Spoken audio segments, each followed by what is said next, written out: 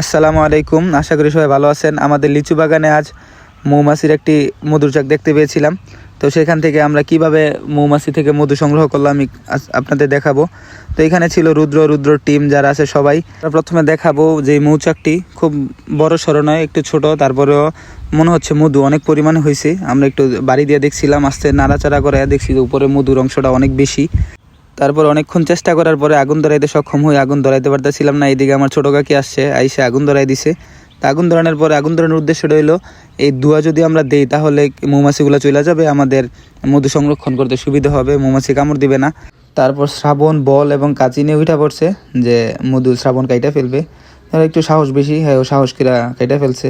মৌমাছি কোনো কামড় দেয় না, কারণ ধোঁয়া দিছিলাম, এই জন্য দূরে দূরে চলে গেছে। মধু টপ টপ করে পড়তেছে, কাটার সাথে সাথে একটু অন্যরকম ফিলিংস এইতেছে। এই যে দেখতেছেন আমাদের এলাকায় মাশাল্লাহ অনেক লিচু বাগান। নর্মালি লিচু বাগান থেকে অনেকে মৌমাছি থেকে মধু চাষ করে, চাষের মাধ্যমে মধু সংরক্ষণ করে। তো এটা আমাদের চাষের না, এটা একদম অথেন্টিক। এখানে চাক বাচ্ছে, এখান থেকে আমরা মধু সংরক্ষণ করতেছি। তো একটু এটাতে অন্যরকম একটু স্পেশাল তো থাকবেই।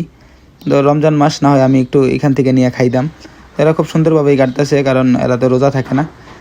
এগুলা খুব খুব এক্সপার্ট এইসব জিনিসে। এই যে এই দিক থেকে যখন কাটতেছে একদম মধু টুইটুম্বুরভাবে পড়তেছে মাশাল্লাহ। মৌমাছিগুলো মধুর চাকে বেঁচে থাকায় আমরা সরাইতে পারিনি, তো মৌমাছি সহই আমরা কেটে নিয়েছি। এখন মৌমাছি একটা একটা করে পরিষ্কার করতে হবে আর মধুগুলো সংরক্ষণ করতে হবে। এগুলো একটু কষ্টকর কাজ যদিও, তবে আমরা চেষ্টা করতেছিলাম যেভাবে পারছি। প্রাথমিকভাবে যেগুলো সরানোর এগুলো এখানেই সরাইছিলাম, কারণ এখানে আমরা মৌমাছিগুলো ফালাইতেছিলাম। কারণ মৌমাছিগুলা এখানে ফালাইলে দেখা যেতেছে আবার এটার উপরে তো বাসা, ওইখানে গিয়ে বাসা বাঁধবে, আবার আরও মধু হওয়ার চান্স অনেক বেশি। তারপর মাথায় বুদ্ধি আসলো না, এটা যদি ছাকনির মধ্যে ডাইলা দেয়, ছাকনি থেকে মধুগুলো পড়বে আর উপরে মৌমাছিগুলো আটকে যাবে। তো যেই কথা ওই কাজ, ছাকনির মধ্যে দিয়ে মধু টুস করে পড়তেছিল, দেখতেও খুব সুন্দর লাগতেছিল। তারপরে মোমসহ যেগুলো ছিল ওইগুলো থেকে চাপ দিয়ে মধুগুলো সংরক্ষণ করলাম।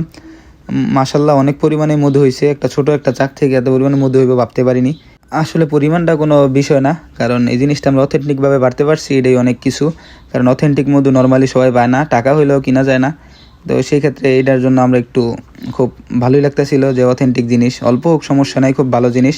তো এইদিকে খুব সুন্দরভাবে এরা পারছে, তিনজনে মিলজিল কইরা, ভালোই লাগছে। ওদের সাথে আমিও ছিলাম, যদিও আমি ক্যামেরা নিয়ে দাঁড়াইছিলাম, আর বাকি কাজগুলো ওরাই করছে। আর ওই যে ওইদিকে ছাকনির মধ্যে দিয়ে রাখছিলাম বাকি চাকটা, তো টুকটুবাইয়ে পড়ছে। তারপর ওরা বলতেছে যে এইগুলা দিয়ে মুড়ি মাখায় খামো। তো কাকি মুড়ি আইনা দিছে, খুব সুন্দর করে ওরা মুড়ি টুড়ি মাখায় টাকায় নিতেছে।